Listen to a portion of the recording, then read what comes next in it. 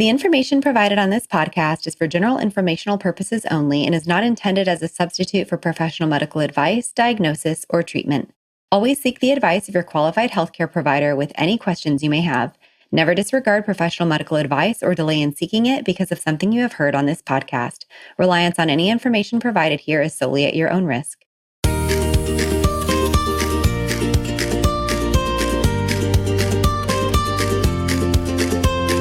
Welcome to the Birth Baby Podcast. Each week, you'll find guidance, encouragement, and practical tools to support you through pregnancy, birth, and the postpartum journey. I'm your host, Ciarra Morgan, a certified birth and postpartum doula, hypnobirthing educator, and pediatric sleep consultant. I'm also the owner of a doula agency in Austin, Texas, and the founder of the Birth Baby Academy, where I offer classes for both parents and birth professionals. Thanks for being here.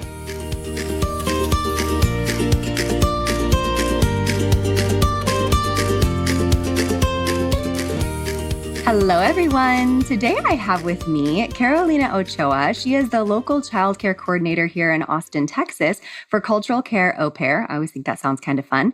And she also works beyond Austin. She has more than 8 years of experience in the AuPair world and has guided countless families through the program while building strong, supportive communities for both host parents and au pairs.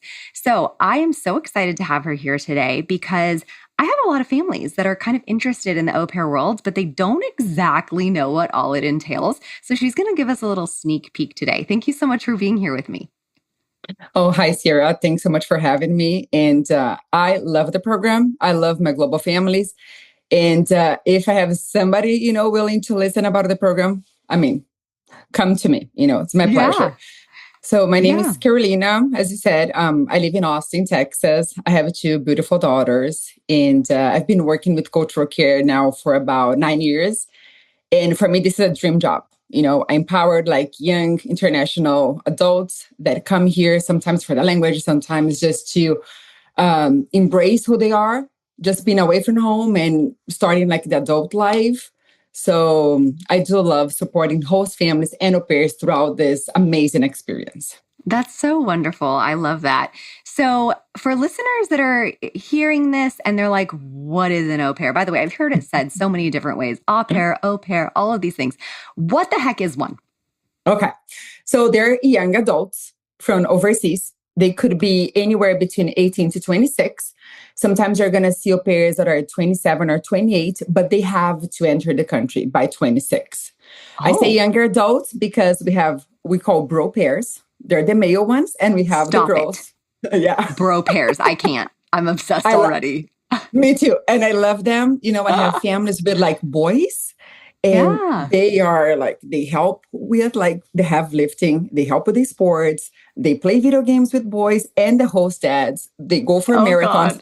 I love the bro pairs, but they are just, younger adults that they come pretty much from all over.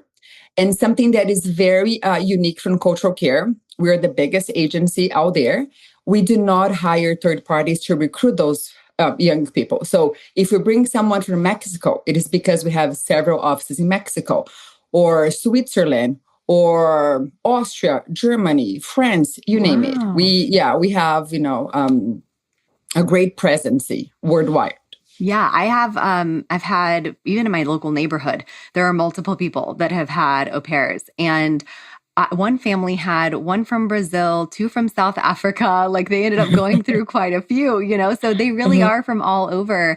And it's really neat to see them come and experience our culture while also the kids in that family get to understand their culture. And that can be such a beautiful, just learning experience for everyone. It's kind of a happy accident part of the experience. You're not just getting somebody to come and help you in your home. So I didn't even know, I guess this is so silly of me. I just didn't even ever think of guys doing this. I only thought of it as girls. And I didn't realize there was an age limit. I didn't know that. That's really cool. Yeah, it is really cool. And they can be here for up to 2 years, and they come on a J1 visa. So because they're here legally for those 2 years, they're able to get a social security, to open a bank account, to get a state driver's license. So I have families that the au pairs are basically their Uber drivers because, Texas, and how we love sports. So sometimes you have families with 3 varsity, I have a friend that has teams. 3 kids and all 3 of them are in sports and there are only 2 parents. And sometimes their games are like one in very south, one very west, and one very east. And it's like, how are you supposed to get all of these kids to all I of these know. games? And Wow. they really become, it's not only about the childcare, because that's awesome. But it's just the cultural exchange, just having like another set of hands. I love to think about the au pairs, not as just the childcare provider, but as having a cousin, like as a cousin that comes, or like a big sister, or maybe sometimes you're going to have the au pair doing the role of like cheerleaders, well, like the drivers, the gymnastic coach, the soccer coach. Yeah. So they just, they play it fill all. a lot of the roles. Yeah. Yes. So what kind of support or training do they get before joining a family? So we screen them, they have to provide the references, especially the au pairs that they're infant qualified. So if, for example, if a host mom sign up and she put in her profile that she has like a baby or like a toddler younger than 12 months, by default, all the au pairs available to her is going to be infant qualified, meaning that she has at least 1,200 hours of verified childcare experience. Oh, wow. So those girls, and not only those girls, but I mean, all of the au pairs, they spend like a week. We call au pair week training. So they go from like everything that we cover from childcare development, first aid to cultural adjustment. And we do have like an app for au pairs and host families, and they keep like providing support and like options or opportunities for them to develop, throughout the year that they're here. Kind of like continuing education. Last week, we had a super fun one that was understanding and negotiating children's behavior with like a therapist, Molly Jakin. So we do have, like, we provide, ongoing support for the girls. Wow, that's really incredible. And to have so much, I mean, the 1,200 hours required before that too gives families a really like more confidence that whoever is coming really, is able to take care of children, has experience. And that's why having a company that does this and really screens that is so important too. So what is the difference? I know people will think about getting a nanny and they think about getting an au pair. And like, what is the difference really from hiring a nanny to hiring an au pair? Even a live-in nanny is different than having an au pair, because an au pair does live with you. It is. It's very different. So for me, the core would be cultural exchange. You bring a lot of like new experiences to your family. You bring new flavors, new colors, new experiences, maybe new traditions that you never had before. And something that is really cool during the pandemic was we had like a huge growth because au pairs can do a split schedule. If you have a host parent that they have to leave the house by 4 a.m. or by 5 a.m, the au pair is there. So she's going to wake up the kids. They're going to get them ready, feed breakfast, get them ready to school, pack bags, and drive to school. And then they do their thing. And then by 3 o'clock, when the kids are back, they go to the bus stop or they go to the school, drive to activities. So having the flexibility, having like a split schedule, it is very different.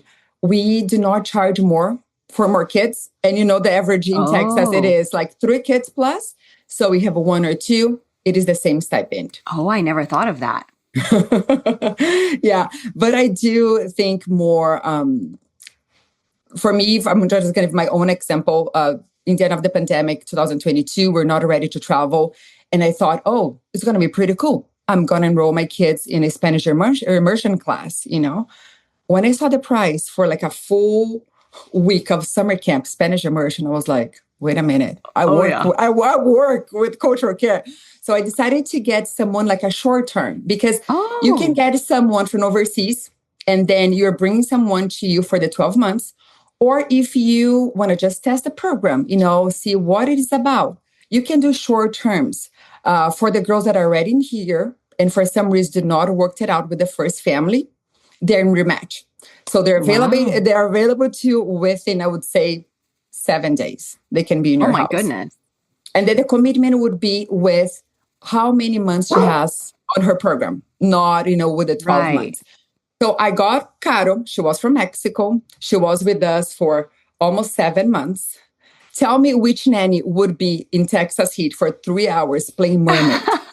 Oh, it's hotter in Mexico. She probably wasn't even so bothered. I went to Mexico a couple of months ago, and I'm not kidding. I was like, the sun is different here, and I'm in Texas, but the sun is different there. When she was there, she was doing so the hot, beautiful. the hot sauce challenges with my girls. Oh my They were gosh. It's like having a big sister, honestly. They were doing Christmas in July. Oh my gosh. I'm old. I cannot stay seated playing American Dolls for more than 30 minutes. Carter was there for 4 hours and doing arts and crafts. So and speaking Spanish to them. And speaking Spanish to them. So, and also helping with laundry, because that's the plus. Oh my goodness. Right. So au pair, there is this big like sister role and being part of the family. But when they wear the au pair hat, that I like to say, because they can work up to 45 hours a week, no more than 10 hours a day. No more than 10 a day. For me, it was just having like laundry done, laundry, folding, and put it away in the same day. Carolina, maybe I need an au pair. I have a 7-year-old and a 15-year-old, but I'm drowning. So I have a freshman as well and an 11-year-old. And I was like, I kind of like really miss, the extra set of hands. So they can basically. So that's another question too. So what are the restrictions? You said 45 hours a week, 10 hours a day. What are some of the other restrictions? And I'm also curious, are they allowed to have another job? Like as long as it fits in with your, like not overlapping with the family's needs? That's a big no-no. They are on their J-1 visa. So the Department of the State, they regulate this program. So we do have to be in order with compliance. I check compliance with my host families. I check in with them, with my au pairs once a month.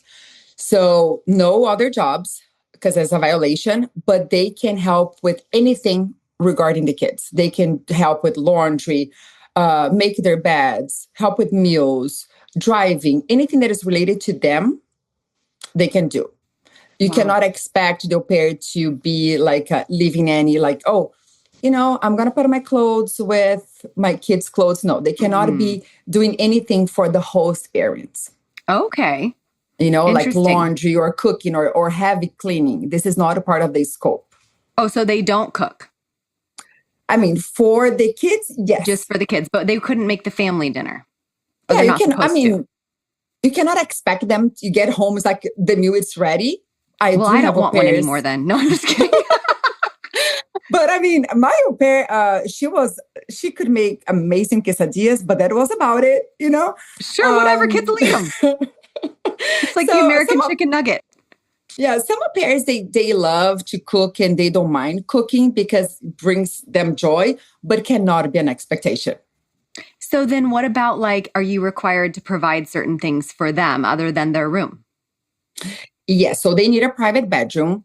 They don't need a private bathroom. And it is basically having a family member living with you, So groceries, if you are, I had a rule for my own au pair. I said, whatever you can find at HEB, go get it. Talking about pads, toothpaste, toothbrush, shampoo, or even if you can find it at Costco, go get it. I'm not going to get a shampoo at Sephora, Right. But I mean, within reason. Reasonable. Yeah, totally.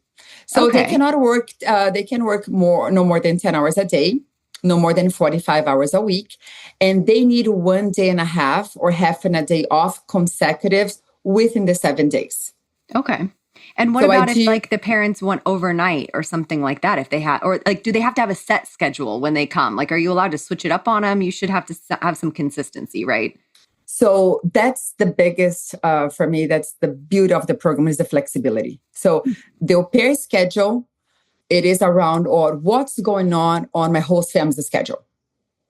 So for example, when my husband was traveling for work for 10 days, my week was up to 45 hours. I was really using Caro, I need help with bath time. Let's everybody brush teeth. I read one book, read another book. But then when he was here helping me, my week was around 38 hours. So whatever's going on the host family's life reflects her schedule. It can change on a weekly basis, monthly basis. I have families that they need the help over the weekend because they're realtors, for example. So they choose one day and a half in the middle of the week so the pair can take off. A half day meaning that they can work max of 5 hours, but they do need one full weekend per month off, like finish on a Friday night, coming back on a Monday morning. Yeah, this is awesome. It's just so neat because I do feel like there are more rules it's different. It's like just different rules, I guess, for an au pair versus a live-in nanny or something like that. Because live-in nannies kind of, you have a contract with them and some people get a company to do it for them or some people are just independent. But it's interesting, like the cultural norms here in America for a live-in nanny are different expectations than somebody coming from another country. And not that you should treat them any differently, it's just different expectations for them. So different comfort levels with different things. And I think there's like a culture in American nannies of being like, it's a little bit posh, like I will not do that. And like whatever, I think it's very, very strict. And I think that the flexibility with the au pair becoming part of the family, I think that that's really the beautiful part is you learn to really trust this person and they don't have to sit with you at dinner, but they can sit with you at dinner. And, like having that, embracing their culture, learning from them being able to learn from you. And I've had people that I know that have had au pairs that once they're not their au pair anymore, they're still their family for life. I even have somebody that sponsored somebody for their green card because they loved their au pair so much and they wanted them to be able to stay. And they're like, we'll be your sponsor. Like, we just want to see you every once in a while and have you over for dinner because our kid, like you're like a big sister to our kids now, So inviting someone to live with you is a really big decision. Are there any questions that you think people should ask themselves when deciding whether or not an au pair is the right decision for their family? It is, for me, it is not if you have like a space in your house, but if you have like a space in your heart. Because I take my role with a big responsibility. I treat my au pairs as if I would be sending my daughters overseas and I would like them to have someone like me supporting them. That just gave me chills. That's so beautiful. Yeah, I mean, and it truly like, sometimes like it tears me up because it is a big responsibility. You are not bringing a nanny, you are bringing somebody else's daughter. And we have like, and you're all they have here.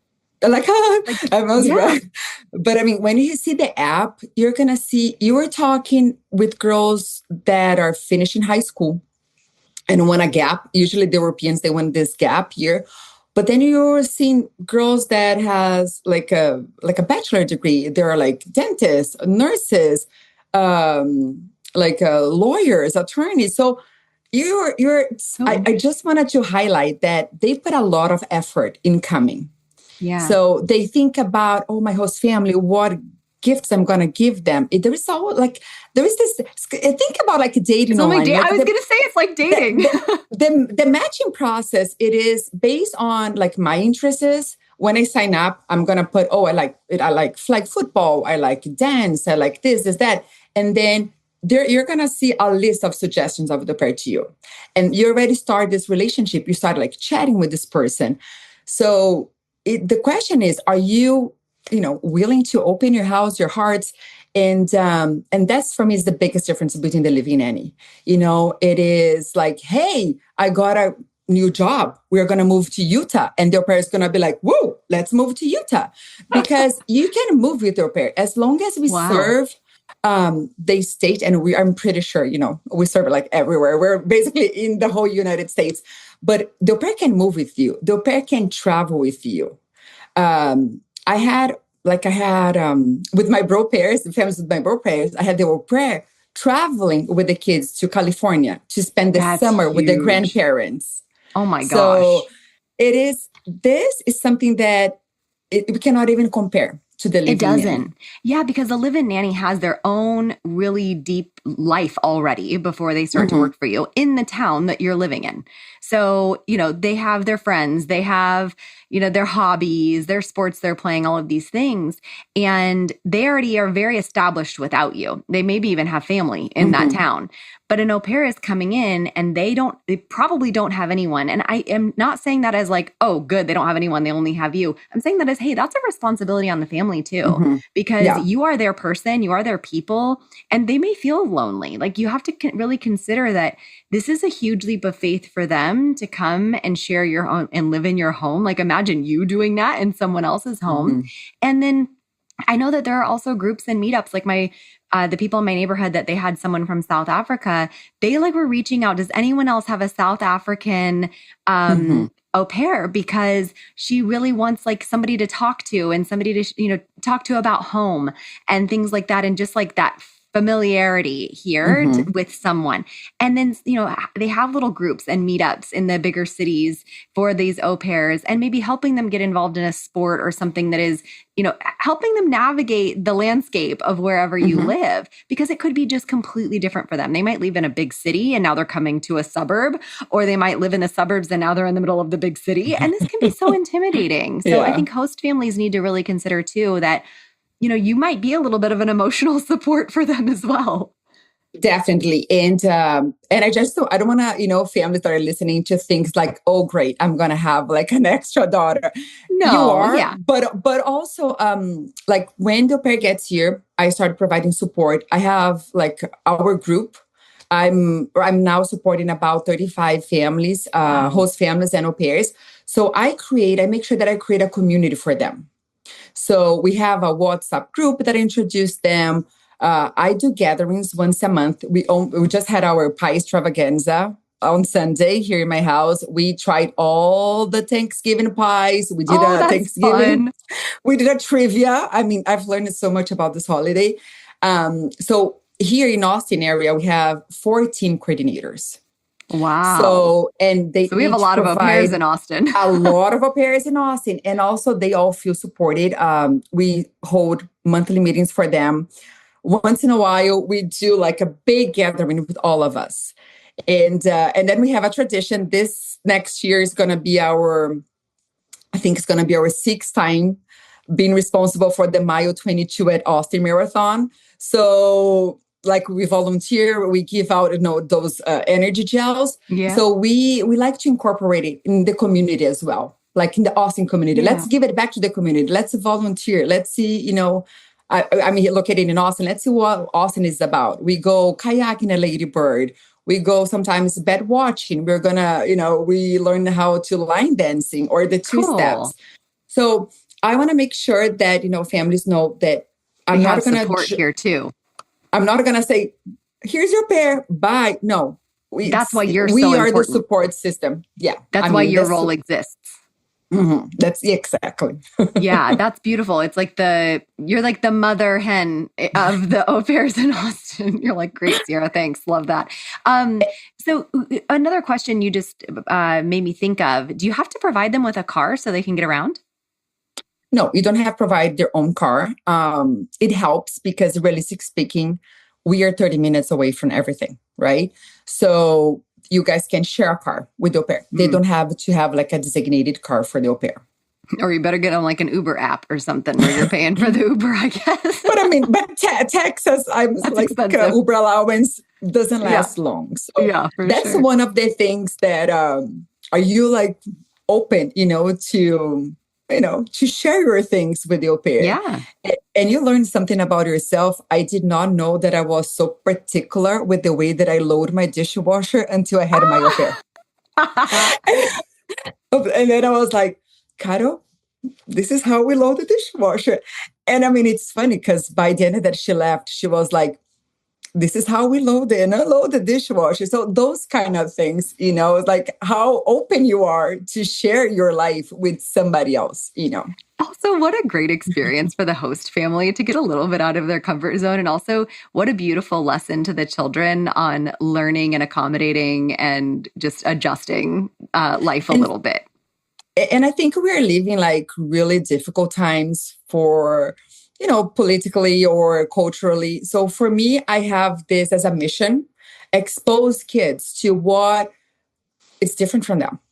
Like Yeah. color, accent, flavors, and then just letting them experience love from someone that has a different background. So Yeah. for me, this is why I'm so passionate about like the global families, and this resonated with them. And when you have like adults, like I don't know, in 20 years from now, they're gonna have so much more empathy, Yeah. for different cultures. And if you ask around people that grew up with different cultures or nationalities, they tend to be more empathetic, or they tend to have like an open-minded A vision, wider view. of the Yeah. world. Yeah.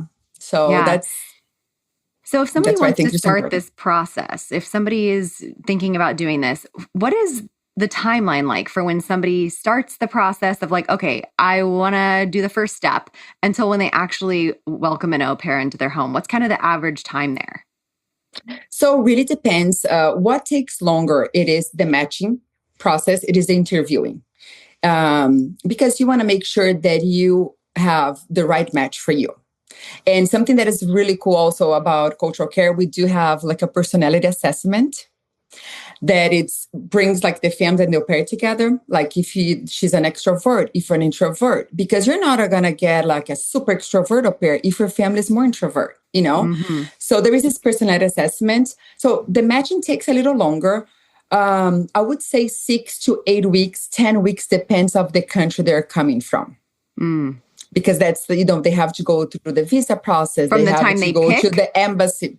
From the time they final match to you picking Okay. up the au pair in the airport could be anywhere between 6 to 10 weeks, depends of the country. But we do have the girls that are already here. We have the girls that are in rematch, that they're available to you way quick. Then the 6 to 10 weeks. Or we have au pairs that are finishing their year successfully, and they just want to extend, because they can extend 6, 9, or 12 months. And sometimes they just want to try a different part of the country, So sometimes they're tired of the snow and they want to come to Texas for the heat, or vice versa. So we do have those girls as well, that they just want a second experience. So that's important to know. If it's not a good match after a certain amount of time, they can, like, if you invite an au pair in and it's not a good match, either for them or for you, then that you're not stuck with that person for a year. Oh my gosh, absolutely. I mean, and this is what I tell my family. Sometimes they love the setup of the program, and it was just not a personality, mismatch. Let's put it this way. Or the au pair is not a great driver and they need like a driver right away. I'm not going to ask the au pair or the family to be stuck with someone that in the end of the day, it's not what they were expecting, Yeah. And of course, every relationship you have to put the work, especially in the first 2 months, but sometimes doesn't work and doesn't work. Yeah. And is there a minimum age of how old the baby can be? Because I think that one of my doula families, they actually had a girl that was, so it was the thing, like she wanted to extend. She was already in the country, going to be in the country, finishing up a job, and they matched with her. And she was going to be ready before they were ready to have her, because the baby wasn't going to be old enough so she actually came when they were still pregnant. But they weren't allowed to have her do much. They had to basically pay her for being there to do nothing. And then she wasn't allowed to do certain things until like after the baby was, I want to say 6 or 8 weeks. Is that true for y'all? So the au pair can help, but she can never be left alone with a newborn. So for her to be left alone with a newborn, the baby has to be at least 3 months. Alone, as in the same room alone, or just nobody can leave the house? Just as she needs another, another adult supervising available. Okay. So I have a lot of moms that they have to go back to work 4 or 6 weeks after giving birth. So she can work from home, and the au pair can be working with her, or doing laundry, but the mom is at the house. Okay. That makes sense. So yeah, they can totally help, but as long as there is or the mom or the dad with the au pair. Mm-hmm. Okay. Mm-hmm. Yeah. I remember that. And they were like, we don't care. We love her. Like, we're having her come. And even though she can't do the max amount of work, we're just waiting until she can, because we don't want to lose her. Because I don't know how long it is, but she only had so long to match, or else she would have had to go home. And then it's even more expensive to bring her back. Exactly. But I mean, they can help, they can do help as long as one of the parents are home. Cool. That's awesome. So are there if you have any recommendations where families can learn more about this, or like if they wanted to explore more, are there any resources that you would recommend to them or current opportunities? So yeah, I mean, I'm gonna be a wonderful resource for them. I think my information is in the bio. Reach out to me just to see if the program is the right fit for your family, because it depends on your needs or the hours that you need. It's not a fit for your family. The program is amazing. Who knows if we can afford it, right? I mean, I think it's way cheaper than you think. The way that childcare is expensive nowadays. That's true. We are talking about like $1,800 per month with up to the 45 hours. And this includes the fee to the agencies and the stipend that you pay to the au pair directly. That's wild. So yeah, come to me. I'm going to be glad to hop on a call, answer any questions, because you saw that the program, it's not one size fits all. Yeah. We can tailor, we can talk about what's your family needs. Some families, they just need a driver. Some families, they need, like a care for their new baby while they're at home. So yeah, I mean, come to me. Other set of hands. Yes, correct. That's awesome. So how would someone find you? And of course, I'll put this in the show notes as well. Yes, they can. I have like a link that they can just access the link. And then I'm going to reach out to them as soon as I see that they want more information about it. Or they can just text me directly or shoot me an email, and then I can make it happen. Thank you so much. Is there anything else that I missed that you wanted to tell us about today? I don't know. I mean, we can be talking here, like the whole day, because I love the program. I could be sharing, different experiences. But I mean, I don't know how much time we have. Do you have anything that you want? Do you have anything that it's crossing your mind that you would like to ask me? I think I got it all. I think I would love, I know you mentioned before we recorded that you have some families that might even want to come on and tell their stories. So I would love to reach out to them, and maybe we'll have one of them on the show to tell people about the experience from their perspective. And maybe even we should have an au pair on to tell about from their perspective. And you're going to love them because they hosted 2 bro pairs. Oh my God, stop the bro pairs. I can't with the bro pair. It's my favorite thing right now. Like, can you imagine having 3 boys and getting a bro pair? How great is that? And we have been together for so long. She has been a host family for so long. And they did a trip last year to Europe. So they visited all their former pairs. So they went to Czech Republic, they went to Austria, and they went to Germany. That's so cool. And they had their pair with them from Spain. They had got it with them, join all these trips together. So, oh my gosh, that is so cool. I love it. Thank you so much, Carolina, for all of the information you've given today. And I can't wait to hear from you more later. Have a good day. Have a good day. Thank you. Bye. Thanks for listening. If you enjoyed today's episode, please take a moment to follow, rate, and review the podcast. It helps us reach more families who can benefit from this resource. For more resources, classes, and services, head to empoweredbeginningsatx.com or check out the Birth Baby Academy at birthbabyacademy.com. Until next time, wishing you confidence and calm on your journey through birth and beyond.